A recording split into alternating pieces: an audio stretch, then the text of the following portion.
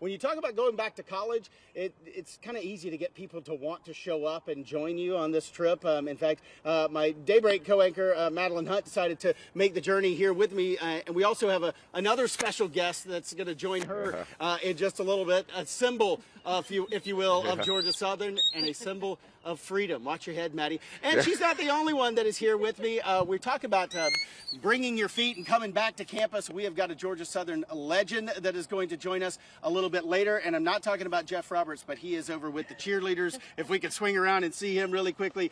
Jeff has got one of Georgia Southern's all-time greats that is going to join us a little bit later on in Morning Break as well. We're talking all things homecoming as the WTOC Hometown Tour makes a stop at Georgia Southern University today. Camille, I know you are jealous about not being back here on campus as well, but I drew the lucky straw today.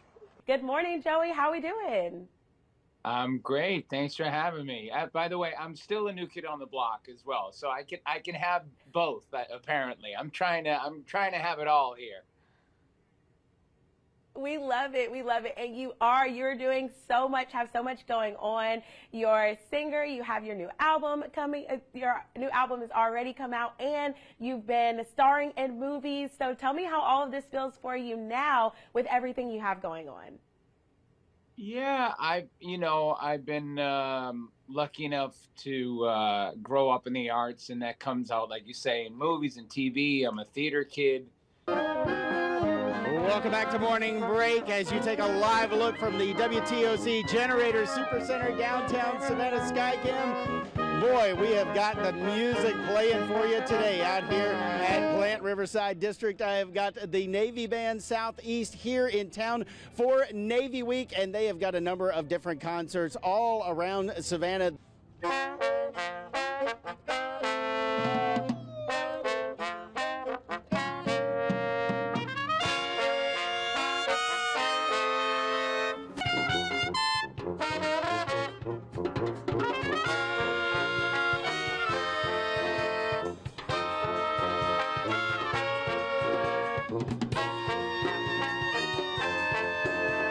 Back to Morning Break. We've moved over into the JW Marriott to show you something that will blow you away.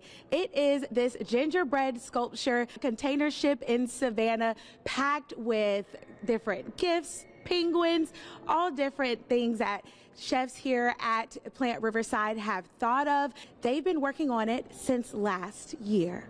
So this is going to be one of the penguins for the display. This piece. So they all have a little bit of a personality. To thousands, each crafted, each unique, and each edible. But before we get lost in the gingerbread masterpiece, let's rewind and unwrap how all this began.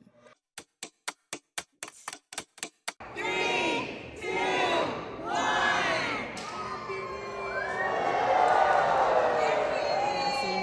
Seeing the reactions of the kids, to the penguins and to, oh my goodness, that's 700,000 jelly beans. Like, it's really hard to quantify that until you see it. So yeah, I think it's just fun seeing people's reactions. Welcome back to Morning Break. We have made our way down to District Live because we have another performance for Black History Month. And today joining us is Timaka, singer, songwriter. Y'all, her voice will blow you away. Life is a circle, in with the gang, giving, receiving, losses and gains.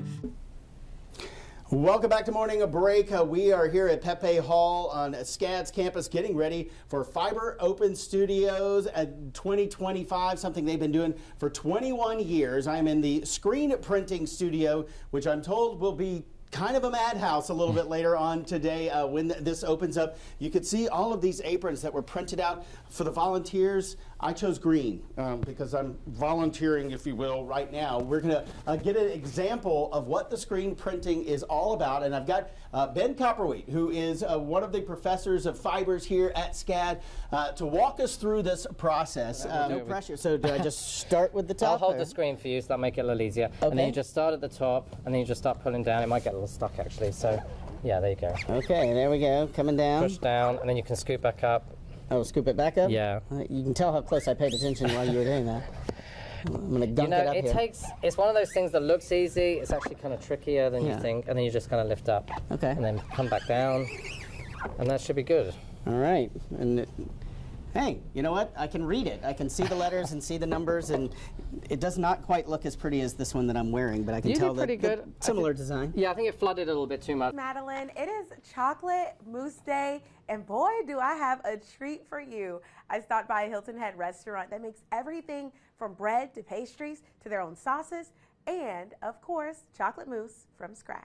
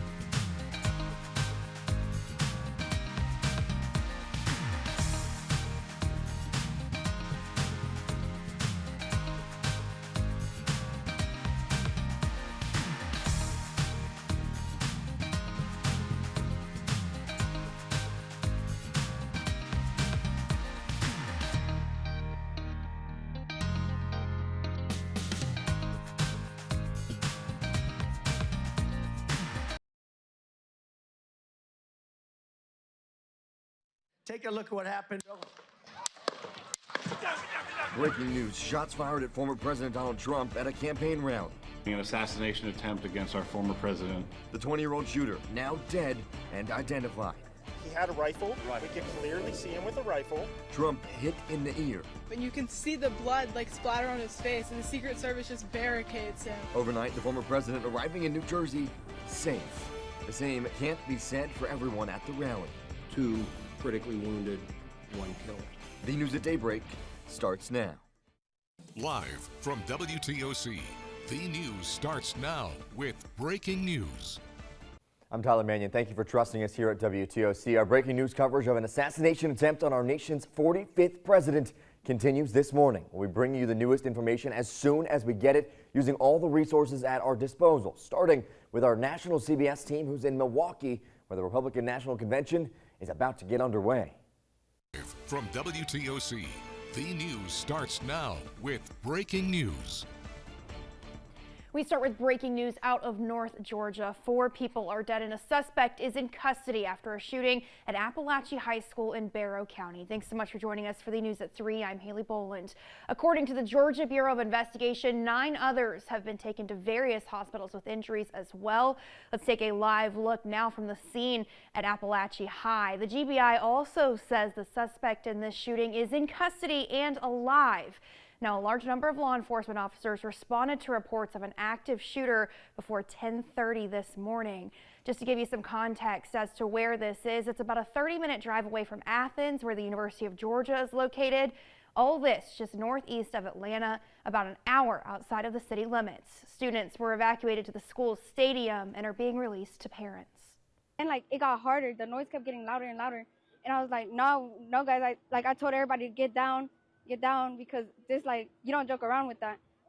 Now, very few details are available right now. The Barrow County Sheriff's Office also hasn't released the name of the suspect, but again, they are in custody. Now, law enforcement leaders are expected to hold another press conference today at around 4 p.m. WTOC will carry that presser both on air and online.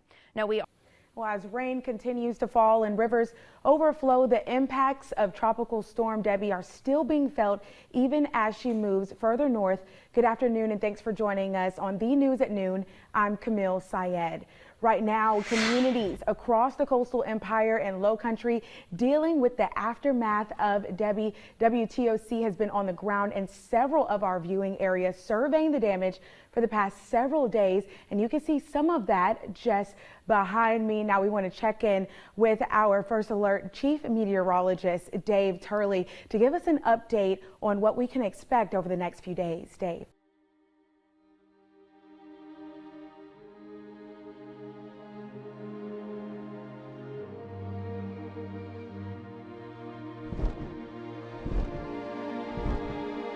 Well, good morning, everyone, and thank you so much for joining us here on this National Day of Mourning. This is special coverage of the National Funeral Service for our 39th President, Jimmy Carter. Good to have you with us. I'm Mike Sela. And I'm Kyle Jordan, and we are already seeing activity in Washington, D.C., where President Carter has been lying in state at the U.S. Capitol, now preparing to depart for the final time. Right now, we are hearing that 21-gun salute. Why don't we take a listen?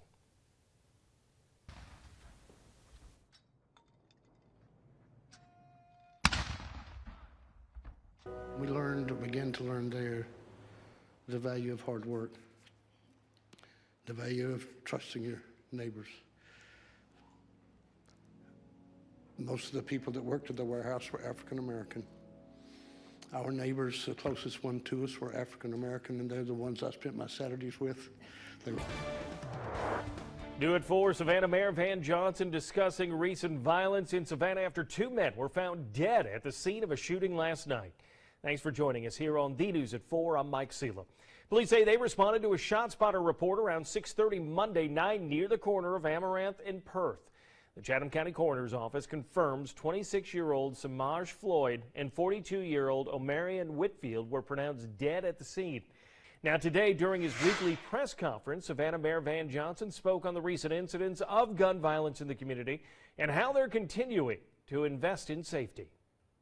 We will continue to do what we can.